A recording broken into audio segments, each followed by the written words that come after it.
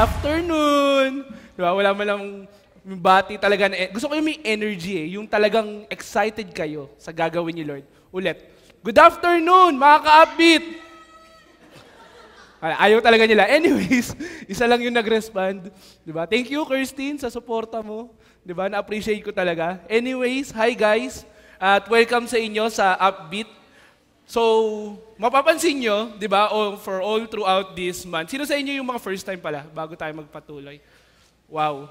Alam nyo yung mga, kilala ko ang mga inugatan na sa Upbeat at tinubuan na ng kung ano. Hindi, yung seryoso. Sino sa inyo ang first time sa Upbeat? Ayan, so hi sa inyo. Welcome. We're so glad na kasama namin kayo ngayon. At sino sa inyo yung dalawang beses na naka-attend? Pangalawang beses nyo ngayon? Yay! Di ba? Ako na yung masaya. So, welcome din sa inyo. Sino sa inyo yung nakakompleto ng pang-apat na linggo na ngayon? Sino sa inyo yung nakakompleto ng buong buwan? Wow! Di ba? So, bago tayo magpatuloy, hi muna sa inyo. Papakilala ako. Ako nga pala si Kuya GV. GV as in good vibes. Di ba? Laging good vibes. Yan. And welcome sa Upbeat. Ang series natin ngayon is entitled Checkpoint, Going Back to the Foundations of Your Faith. Ang topic natin for this month, mapapansin nyo pag matagal ka nang umaattend ng Upbeat, mapapansin mo that every month nagkakaroon tayo ng series.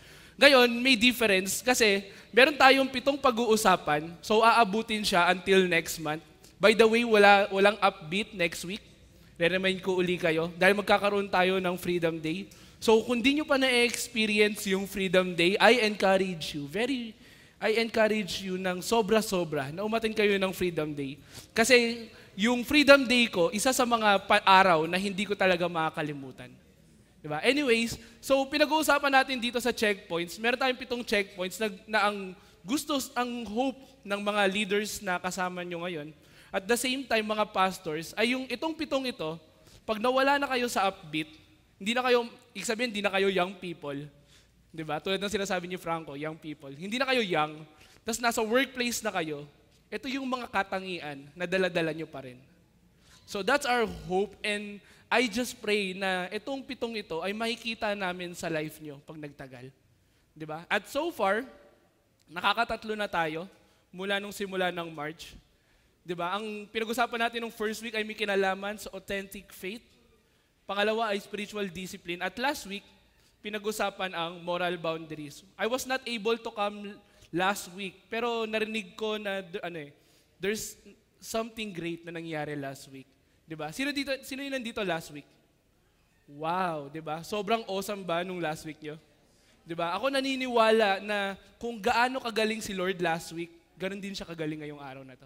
Tama ba 'yon? Okay, so pinag-usapan natin nung first week, tungkol sa authentic faith, na God means it, you will it. Ibig sabihin nito, God would always want something great. Yung gusto niya para sa iyo ay yung real life to its fullness. 'Di ba? Ang problema lang sa atin, mas pinipili natin yung sa tingin natin na mas okay. Now, faith may kinalaman siya sa pag-obey at pagtitiwala sa lahat ng sinasabi ni Lord.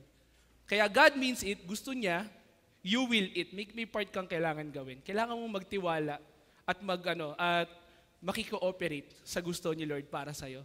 Next week naman, pinag-usapan natin is to be like Jesus, I need to learn from Jesus. Pinag-usapan natin yung tungkol sa spiritual formation at spiritual disciplines. Now, spiritual formation ay we are being formed by a spirit palagi sa mundong ito.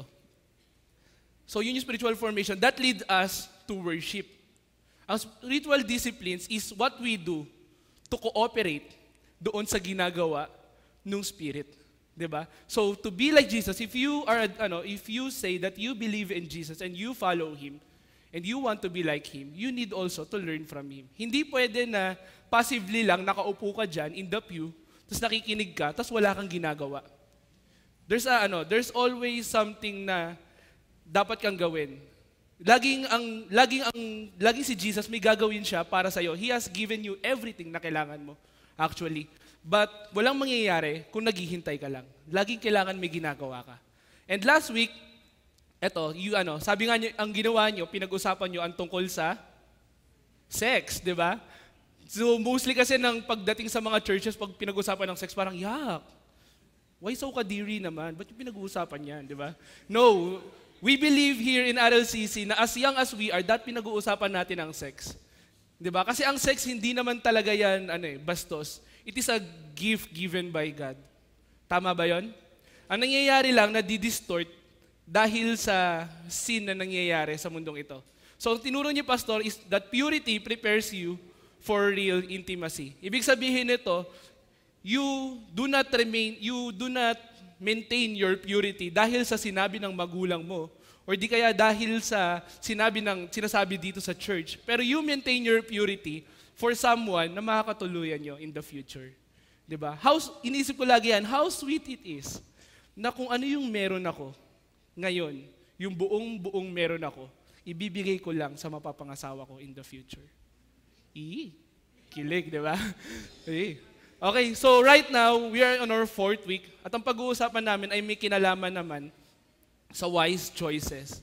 Ngayon, pagdating sa wise choices, hindi mapagkakaila sa ating mga young people na kahit hindi siguro young, na araw-araw may ginagawa tayong choices. Di ba? Gigising ba ako ng maaga para mag-jogging? Kakain ba ako ng almusal? Di ba? Anong kakainin ko sa lunch? Di ba? Laging may choices tayong ginagawa in our daily life. At alam niyo ba kung sino kayo ngayon, ibig sabihin kung sino yung kaharap ko ngayon, kuwari, sino si Raymond ngayon, dahil yan sa mga choices niya from the past.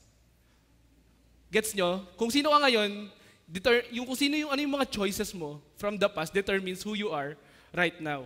At the same time, sinabi ng isa sa mga paborito kong preacher, na ang pangalan niya ay Craig Rochelle, the decision you make today will determine the stories that you will tell tomorrow. Ibig sabihin nito, yung mga decisions na ginagawa mo ngayon would determine kung ano yung mga sasabihin mo sa anak mo in the future. Kung ngayon ay marami kang ka-relationship. Pagdating mo ng future, sasabihin mo sa anak mo, ay grabe, naalala ko nung kabataan ko, ang dami kong girlfriend. Di ba? Or di kaya kung nag-aaral ka ng maayos ngayon, ikukwento mo sa anak mo, alam mo ba, nung panahon ko, nag-aral ako ng maayos, kaya ganito yung buhay natin ngayon. Diba? So the decisions you make today will determine the stories that you will tell tomorrow. Pero hindi yan yung pinaka-point ko. Sinasabi ko lang, laging ang choices mo, ang choices na ginagawa mo daily, would greatly affect your life. Sino sa inyo naniniwala doon? Na yung mga choices mo, maliit man yan o malaki, would determine kung sino ka in the future. So, ang conflict ngayon, ay may kinalaman yan kung yung choice mo ba ay good or di kaya bad. Kung tama ba yung gagawin mong choice o di kaya mali yung gagawin mong choice. And for young people, we are very well known sa paggawa ng mga choices. Hindi dahil sa magaling tayong gumawa ng choices, pero as a young people, madalas ang choices natin sablay. I remember when I was young, papakanta ako. Di ba? Pinigilan ko na yung sarili ko. Natuto ka, I never needed anyone. Yon. Guys, passion to, opportunity. Ginrab ko na. Di ba? Hindi, yun. So, when I was a young Christian, I remember, thank you, fans. Okay. When I was a young Christian, I remember, I got involved in a relationship. Di ba? There was this girl na nakilala ko rin dito. Tapos, dahil sa mga pag-uusap namin, alam mo yun, nagkaroon ng feelings sa amin, bawat isa. So, maraming tao sa paligid ko, na mga leaders ko before, like sina Swani, sina Pastora Gina, was try and correcting me na sinasabi na, alam mo ba, na yung ginagawa mo ngayon would really greatly affect your life. Pero nung time na yun, ang nasa isip ko lang, bakit? Masyado kayong judgmental. Sinusunod ko lang ang nararamdaman ko. Hindi naman mali ito, di ba? Mahal ko siya eh. Sino kayo para husgahan ako? Ha? Sino sa inyo? Sino kayo para sabihin na mali yung ginagawa ko? Tapos nun, hindi ako nakinig and sooner or later, nagtagal, iniwanan niya ako. Okay? I know guys, thank you sa pakikiramay nyo. pero as nung dumating yung time na yon, iniisip ko, Where did I go wrong? What did I do to make a change? Yes, thank you, Panis. Yes, hindi. I mean, as I reflect nung mga nakaraan na araw, nung pumunta ako sa choice kong yun, hindi ko ba nakita na masasaktan ako sa huli? Hindi ba malinaw nung pagtinitingnan ko, masasaktan din ako sa huli? Pero ba't ko ginawa yung choice na yun? And do you know what kung ano yung mali? May idea ba kayo kung ano yung maling ginawa ko? Ang maling ginawa ko is I've asked the wrong question. When I make decisions, and mostly young people, ito yung sinasabi nila, is there anything wrong with this? Mahal ko siya. May mali ba sa ginagawa ko? Ine-express ko lang ang buong pagmamahal ko sa kanya. Anong mali doon? Or di kaya, bakit bawal uminom? Si Jesus nga umiinom eh. Gumagawa pa nga ng alak yun eh. Tapos bawal uminom. Bakit? Mali ba yun? Kung mali yun, ba't ginagawa niya Jesus yan? Di ba? Yung question na to is very common sa mga young people. Or di kaya, bakit bawal magpuyat? Buhay ko to ah. May mali ba dito? Ini-enjoy ko lang ang aking kabataan. So nagpupuyat ako, Facebook. So we usually ask the wrong question. Parang tinatanong natin itong question na ito, sinasabi natin na, sa ginagawa ko bang ito, nagkakasala ba ako? Na we tend to justify yung mga decisions na ginagawa natin, na even though na alam natin sa sarili natin, yung decisions natin ay hindi na tama, we tend to sabihin natin na wala namang mali dito. Tama to ibig sabihin. Na kailangan maging malinaw sa atin to. Hindi ibig sabihin na yung decision na ginagawa mo ngayon ay hindi mali, tama na siya. Kahit na sa tingin mo na hindi siya mali, may tendency pa rin na mali yan. So this is the wrong question that you ask every time you make choices. So what is the right question that we should be asking? This is the right question. What is the wisest thing to do? Every time na you make choices, tatanungin mo sa sarili mo, teka lang, ito bang ginagawa ko is the wisest thing to do? And believe me, kung nandun ako kung nalaman ko to nung point na nasa relationship ako, iniisip ko, what is the wisest thing to do? Siguro naisip ko na bandang huli, masasaktan din ako. Hindi ko inisip kung tama o mali yung gagawin ko. Isipin ko, kung ito ba yung pinaka-wise para sa akin. And this is what the Apostle Paul also tells us in Ephesians chapter 5. Sinabi dito na, be very careful then how you live, not as unwise, but as wise. Hindi sinabi ni Paul na, be careful then how you live by knowing what is wrong from right. Di ba? Ang sinabi niya, not as unwise, but as wise. Making the most of every opportunity because the days are evil. Therefore, do not be foolish. Alam mo yung foolish? Yung rumuronda sa labas, tapos may mga baril. Anyways, okay? So, do not be foolish, but understand what the Lord's will is. Do not get drunk on wine, which leads to debauchery, or di kaya pag-aksaya ng oras. Instead, be filled with the Spirit, speaking to one another with psalms, hymns, and songs from the Spirit. Sing and make music from your heart to the Lord. Always giving thanks to God the Father for everything, in the name of our Lord Jesus Christ. Submit to one another out of your reverence for Christ. So basically, this is what Paul wants to tell us sa passage na yon. That choosing wisdom is the way to live in God's kingdom. Ibig sabihin yung living in God's kingdom, hindi lang ito yung mangyayari pag dumating na uli si Lord.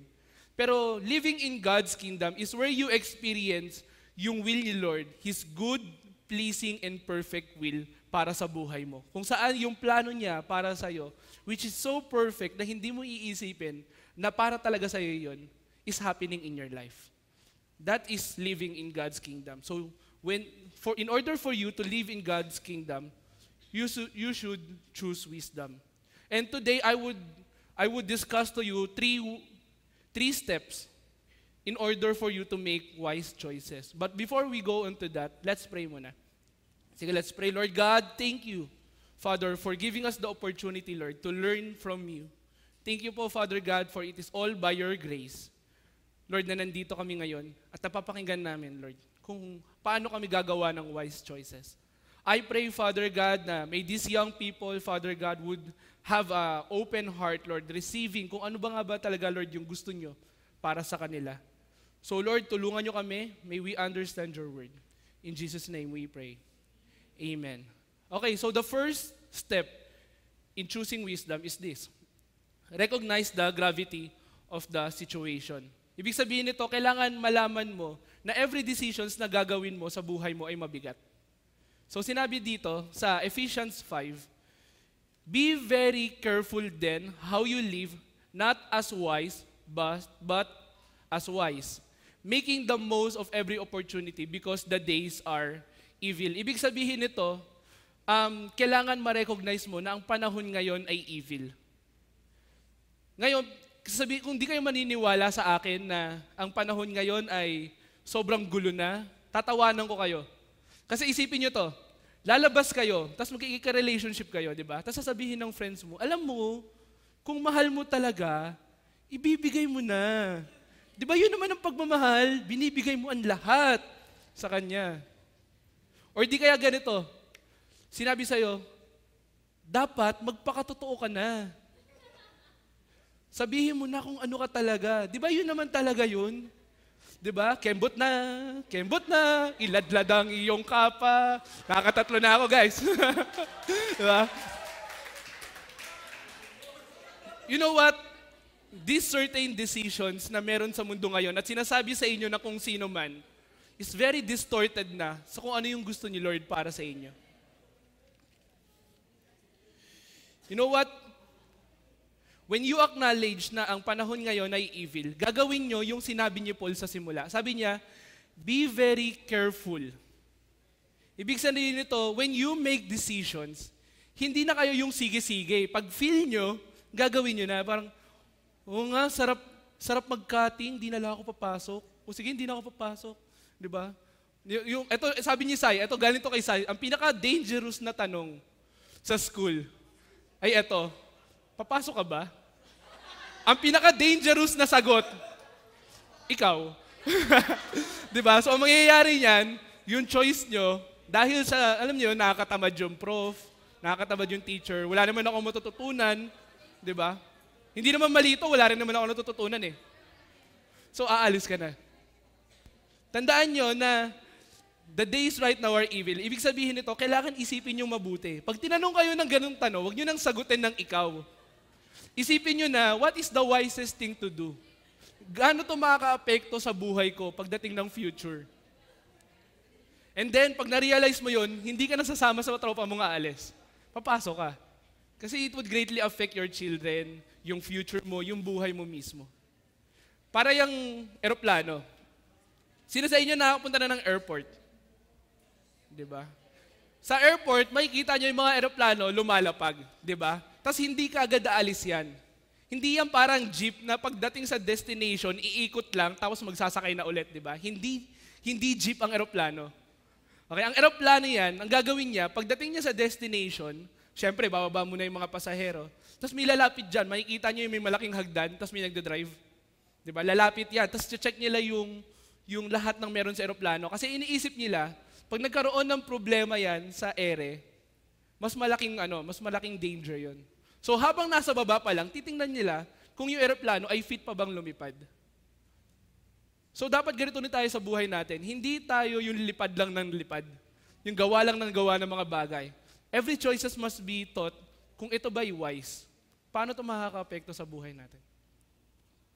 Sabi ni Paul ay, to live a life of wisdom, you must recognize always kung gaano makaka-apekto sa iyo yung mga decisions mo. Tulad ng sinabi ng isa rin sa paborito kong author, which is John Maxwell. Sabi niya, I am one step away from stupid. Ito lagi yung mindset niya. Ang mindset niya lagi, na pag nagkamali siya ng choice, stupid choice na yung gagawin niya. Ibig sabihin, it may lead to his destruction. You must always see na lahat ng choices, every decisions that you make, could lead to your destruction. So that's the first one. You must see kung gaano kabigat yung mga decisions na ginagawa mo sa araw-araw. This is the second part. Remain committed in doing God's will. Kung sinasabi mo na isa kang disciple ni Christ, let me tell you kung ano ang definition ng isang disciple. A disciple, he remains committed sa mga tinuturo ng master niya. Ibig sabihin, kung yung 12 disciples si Jesus Christ, sinabi ni Jesus Christ na ito, ang gagawin ng 12 disciple, papakinggan nila yon. Tapos iti-take nila ng heart yon. Kung saan pumunta si Jesus Christ, susundan nila. That's commitment. At the same time, sinabi ni Jesus Christ sa Matthew 28:19-20, the Great Commission, to obey, teaching them to obey everything that I have commanded. Sinabi niya na to obey lahat ng kinommand ni Jesus Christ. At sinabi, ito rin same thing na sinabi ni Paul sa Ephesians 5:17. Sabi niya, therefore, do not be foolish. But understand what the Lord's will is. So, ibig sabihin nito ay if you want to make the right choices, you must constantly be committed kung ano yung will ni Lord para sa buhay mo. Si Lord, hindi naman siya mag-will ng something na kakapahamak mo. He always wants something the best para sa'yo kasi mahal ka niya. Hindi siya mag-make ng decision sa'yo na mag-create sa'yo ng harm. It may hurt you, pwede ka masaktan, pero may pinagkaiba ang hurt kaysa sa harm. It may hurt you, pero kasi yun yung most loving way na pwedeng gawin sa inyo ni Lord. And sinabi rin ni Paul dito na do not be foolish. Ibig sabihin nito, huwag kayong mag-take up ng criminology. Hindi, joke lang. Kanina pa yung gasgas na yung joke na yun eh. Anyways, sinabi dito, do not be foolish. Ano bang definition ng isang fool? Fool. Di ba? Kanina pa ako no? Okay, do not be foolish. Nung sinabi dito, yung iba ang isang simple na tao kaysa sa isang foolish na tao. Pag sinabi mong simple, ito yung mga tao na ginagawa nila yung isang bagay dahil hindi nila alam kung ano yung tama at mali. Pero yung foolish, ito yung mga tao na alam na nila yung tama, gagawin pa nila yung mali. Parang ganito, parang bata yan eh. O anak, wag mo isasaksak yung kamay mo dyan sa saksakan. Opo, Nay. Tapos pag di na tumingin yung nanay. Ba? Nakukuryente. So do not be foolish. O, alam mo wag kang magpupuyat kasi masama sa kalusugan mo. Okay. Alam mo yung pagkakaroon ng relationship ngayon, hindi makakatulong sa'yo, hindi ka makapag-focus sa pag-aaral mo. Tama. Diba? Matigas pa rin yung ulo mo. Do not be foolish. Pero sinabi dito ni Paul, but understand the Lord's will, what the Lord's will is. Pag pinag-usapan natin kung ano ang will ni Lord, it involves two things. If you want to be committed sa gusto ni Lord para sa'yo, ito yung dalawang bagay na ginagawa mo. Una, first is you must always seek kung ano yung will ni Lord para sa buhay mo. Always seek what God's will is for your life. Tulad na sinabi ko sa inyo kanina, si Lord hindi niya gugustuhin yung isang buhay para sa inyo na puro hurt, puro iyak, di ba? Puro sugat, puro sakit. Ang gusto niya para sa iyo, ang will ni Lord para sa iyo nakasulat, His will is good, pleasing, and perfect will. Alam niyo ba na sinabi din sa Jeremiah na ang buhay niyo ay pinlano ni Lord. Ibig sabihin nun, si Lord has something great na plano para sa inyo. You are created for a certain thing na ikaw lang ang makakagawa. Kasi sobrang mahal ka niya. At ang problema lang sa atin minsan, we tend to choose kung ano yung will natin, kung ano yung will ng nanay mo para sa'yo, kung ano ang will ng mga kaibigan mo para sa'yo. So, ang nangyayari, hindi na-accomplish yung gusto ni Lord para sa inyo. So, learn to recognize kung ano nga ba yung will ni Lord para sa inyo. That's the first step. Pangalawa is you respond by faith. And when we say faith, pinag-usapan natin ito noong first week, may kinalaman siya sa repenting. Kung may pina-realize sa'yo si Lord na bagay na may ginawa kang mali, you must repent. Kasi si Lord, hindi naman siya yung yung pag lumapit sa kanya, Lord, sorry, hindi! Bitawan mo ko. Hindi siya ganun. He is always gentle and humble in heart. Ibig sabihin nito, if you repent at lumapit ka sa Kanya, He would always be there, waiting with open arms. At handa kang yakapin. So that's the responding in faith. Una ay may kinalaman sa repentance. Pangalawa, may kinalaman yan sa trust. Minsan sa buhay natin maraming nangyayari. Tapos pakiramdam natin hindi na natin alam kung ano yung gagawin natin. But then sinabi ni Lord na hindi kita papabayaan kasi mahal na mahal kita. Diba? Pero ikaw, imo pa rin ng imo. Iniwanan na ako ni Lord. Wala na nagmamahal sa akin. Why don't you learn to trust? Alam mo yun, si Lord, even doon na nagdadaan ka sa paghihirap mo, hindi ka naman iiwanan ni Lord eh. Pinramis niya na sa'yo yun eh. Why don't you learn to trust? And lastly, if you respond by faith, if you obey, kung nagtiwala ka sa gusto niyang ipagawa sa'yo, minsan unusual. Diba? Sinabi niya lang sa'yo, nakausapin mo tong kaibigan mo. Ni Lord, laging galit yan eh. Laging nakasimangot yan eh. Sige, nakakausapin mo na, Lord naman, parang laging meron. Diba? Pero hindi mo alam, baka yung gagawin mong yun, makakilala yung kaibigan mo. Kung ano nga bang meron hope kay Lord. So that's faith. Tatlo, you learn to repent, you learn to trust, and you learn to obey. So you respond by faith. At the same time, alam niyo yun, hindi naman, ang pakiramdam kasi natin, si Lord gagawin na yung lahat para sa atin. Pero ang totoo niya, we have a part in our transformation. We have a part in knowing kung ano ba talaga yung will ni Lord para sa atin. First, we must be aware sa mga bagay na pinapa-aware sa atin ni Lord. For example, gusto kong iparealize sa'yo ni Lord na yung sobrang pagkain mo ay hindi makakatulong sa'yo. Kasi ang will niya para sa'yo ay magkaroon ka ng pamilya. Diba? At magkaroon ka ng mga anak. Pero ikaw, sige, lamon, kain ng taba dito. Diba? Balat ng lechon doon. So paano mapufulfill ni Lord yung will niya para sa buhay mo kung 19 years old ka pa lang, patay ka na? So you must be aware. Kailangan malaman mo muna kung ano yung pinapagawa sa'yo ni Lord, kung ano yung will niya para sa'yo. Next is you agree. After nun, ma-realize mo na yun yung gustong ipagawa sa'yo ni Lord, sasabihin mo na, Lord, tama ka, mali ako. So Lord, sorry. Mula ngayon, Lord, sinasabit ko na yung buhay ko sa'yo. After yun agreeing, you align yourself. Ibig sabihin nito, okay, so kung kumakain ako ng kumakain ng taba ngayon, hindi makakatulong sa akin yun. So anong dapat kong gawin?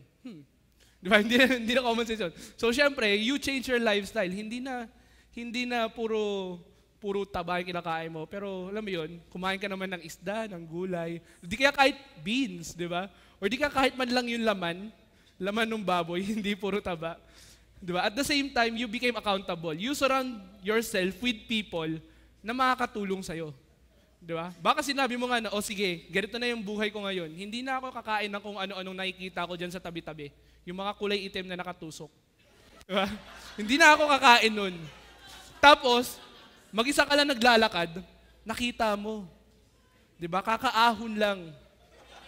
Nilalagay. Tapos, malangis-langis pa. Di ba? So, yun yung masarap isawsaw sa sawsawan. Di ba? 30% meat, 70% E. coli. Di ba? Mukhang masarap. Tapos nun, sinubo mo. Hindi ka rin nakapag-align. Kailangan we need to surround ourselves with people na makakatulong sa atin. Para habang naglalakad ka doon, tapos palapit ka na, may isang tao na tutulong sa'yo. Oy, di ba sinabi mo nung isang araw na hindi ka nakakain ng mga ganyang bagay? Huwag ka na kumain ng mga ganyang bagay. You became accountable. Di ba? And of course, lahat ng to is by grace. Ibig sabihin, hindi nyo magagawa to by your own self-efforts. Efforts? Yung pinagliliparan ng eroplano. Anyway, okay.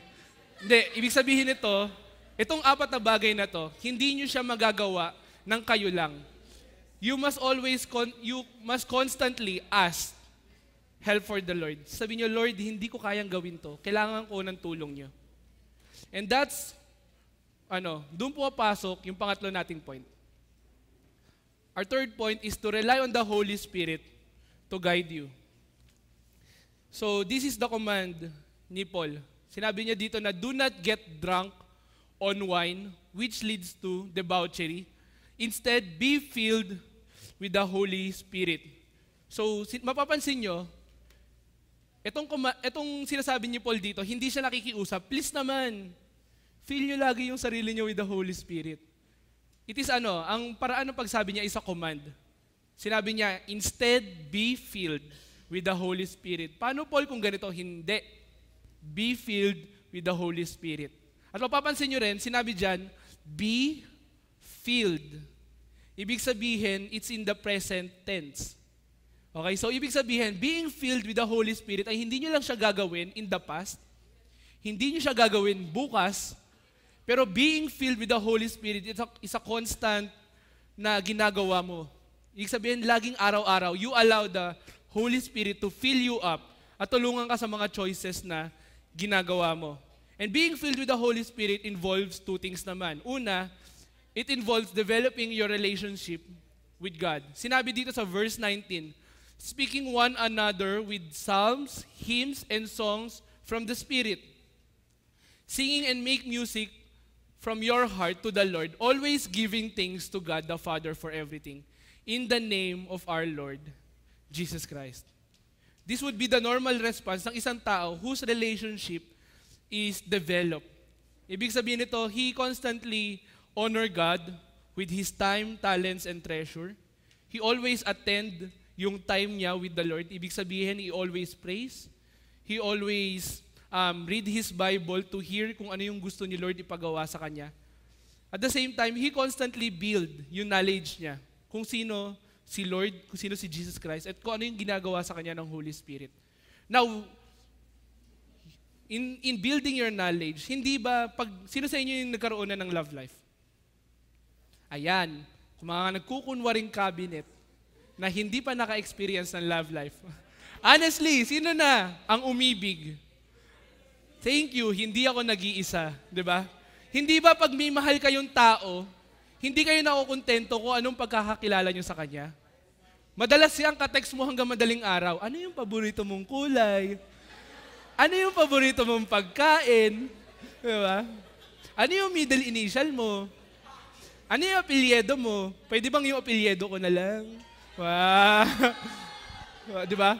Usually ganun tayo eh. So ganun din, if you want your relationship to be developed with God, you must constantly devote time para sa Kanya. You must constantly build your knowledge kung sino nga ba talaga siya sa buhay mo. In order for you to be closer to the Lord. So that's the first part. Pangalawa naman is you need to develop your relationship with others. Sinabi dito sa verse 21, to submit to one another in Christ. Ibig sabihin nito, hindi pwede na hanggang kayo lang ni Lord. Lord, okay tayo. Wala akong pakialam sa iba. Mamatay na sila lahat. Okay tayo. Diba? Hindi. Hindi mo pwedeng sabihin na okay kayo ni Lord, pero hindi kayo okay ng mga tao. At hindi mo rin pwedeng sabihin na okay kayo ng mga tao, pero hindi kayo okay ni Lord. Lagi siyang paikot. So ibig sabihin nito, you invest your time para makasama itong mga taong nasa paligid mo. Learning from one another through their experiences, kung ano na yung mga natutunan nila, kung paano sila makakatulong sa buhay nyo. Walang Kristiyano, walang disciple, ang solo flight. He always surround himself ng mga tao na pwedeng makatulong sa kanya, who would speak the truth in love. Maaring makakasakit, pero it is the most loving way na pwedeng gawin sa inyo. Kunwari ganito na lang, this is a very common example. Ang tunay na kaibigan, sasabihin kung may putok ka. Tama naman, di ba? Hindi niya na i-risk na ikaw, pupunta ka sa isang lugar, tapos may mga tao makakaamoy sa'yo, grabe naman tong taong to. Hindi man lang mag-deodorant, tapos nakangiti pa sa'yo. Di ba? A true friend, ang tunay na kaibigan, sasabihin niya yung totoo, kahit na masasaktan ka.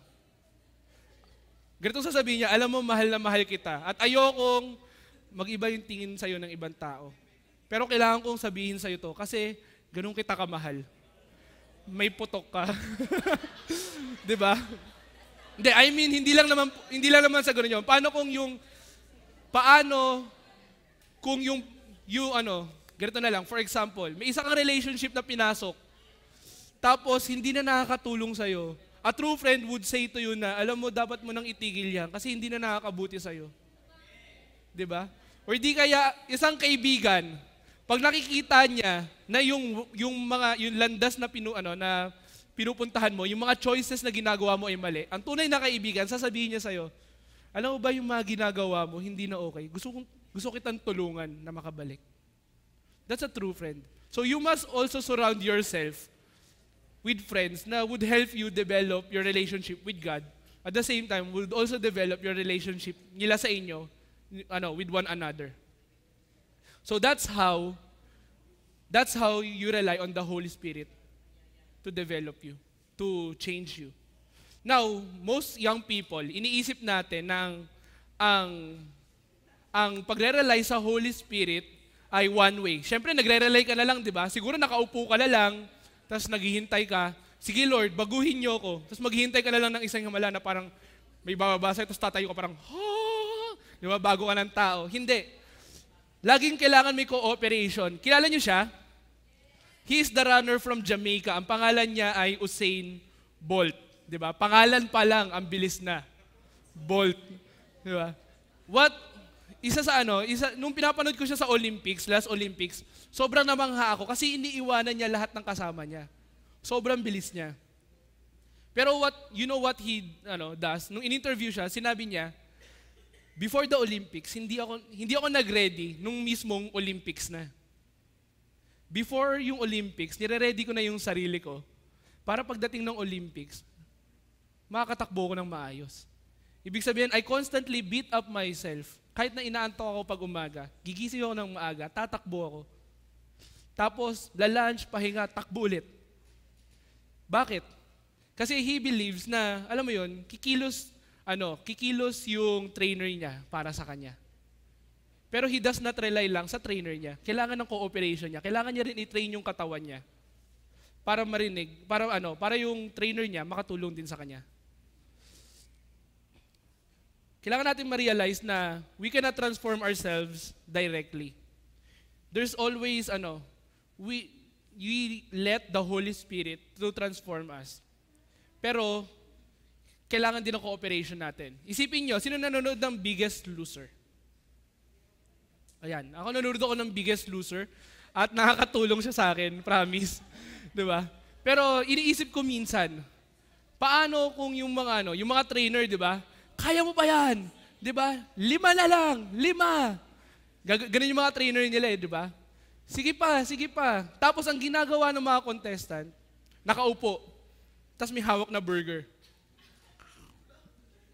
Diba? Kaya mo yan. Push up. Walang nangyayari doon sa contestant. Diba? So kailangan, yung trainer, nag-exert siya ng lahat ng effort niya para matulungan yung mga nakasali doon. Pero kailangan mag-exert din ng effort ng mga nakasali. Diba? They must beat their body in order for them na makuha nila yung goal nila. Same thing when we rely on the Holy Spirit. The Holy Spirit is very much willing na tulungan ka in making decisions. Kaso nga lang, ang problema minsan, tayo nakaupo lang. Sinasabi ng Holy Spirit, gusto kitang baguhin, gusto kitang tulungan pagdating sa paggamit mo ng time mo. Kumilos ka, tayo. Walang nangyayari. So the Holy Spirit, hindi rin siya nakakilos. There must be constant na interaction. So tandaan, yung 3 steps in making choices. Una, recognize the gravity of the situation. Pangalawa, remain committed to the Holy Spirit. At pangatlo, remain committed in doing God's will. Pangatlo, rely on the Holy Spirit to guide you. Puro R yan, para madali nyo sa ulo. Diba? So always remember, choosing wisdom is the way to live in God's kingdom. If you really want to experience yung good, pleasing, and perfect will ni Lord para sa buhay mo, huwag kang bara-bara, huwag kang kung ano lang nararamdaman mo. Always choose wisdom. It is the wisest thing to do. Recognize the gravity of your decision, yung gagawin mo. Pangalawa is you remain committed in doing God's will, hindi yung will ng kung sino-sino sa paligid mo. And pangatlo, you rely on the Holy Spirit, not on yourself para magbago ka, but on the Holy Spirit who is willingly gustong tulungan kayo in making choices. I remember, alam mo yun, I've been there, tulad nung kwento ko kanina, I've made some choices na I've regret. Pero after nung mga choices na yun, I've realized na kaya ako nagiging aware sa mga bagay na gustong baguhin sa akin ni Lord. Kasi sobrang mahal niya ako. And He wants me to experience yung life na meron sa kingdom niya.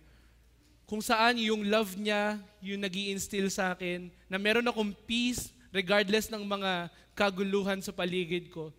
He wants me to make certain decisions that would not lead me sa harm, pero would lead me in a life na gusto niya para sa akin. So I always choose wisdom by faith. Hindi dahil sa kaya ko, pero dahil sa kaya ng Panginoon ko. And I believe na ang gusto rin ni Lord para sa inyo ay isang buhay which is flourishing, talagang namumukadkad, at masasabi at may peace, at kung saan talagang, alam niyo yung prosperous. Yung life na gusto niya para sa inyo is something worthwhile na paghirapan. So always choose wisdom. So in the next few minutes, why don't we go to our group discussion? Pag-usapan natin to. So when we talk about the bad choices that we've made from the past, what is the first thing that comes into your mind? Ano yung choice mo in the past? Habang nagkukwento siguro ako. Choice mo from the past na naisip mo na parang, oo nga no, mali yung decision ko. And what led you to do it? Ba't mo ginawa yung decision na yun? Pangalawa, why is it important to be wise in making choices? Bakit mo kailangan constantly ask, what is the wisest thing to do? At pangatlo, in line in what the Lord told you this afternoon, what are the things that you will do differently in the next coming days?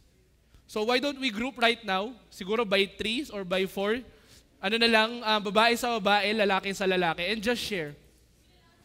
Itong kung ano yung mga natutunan nyo this afternoon.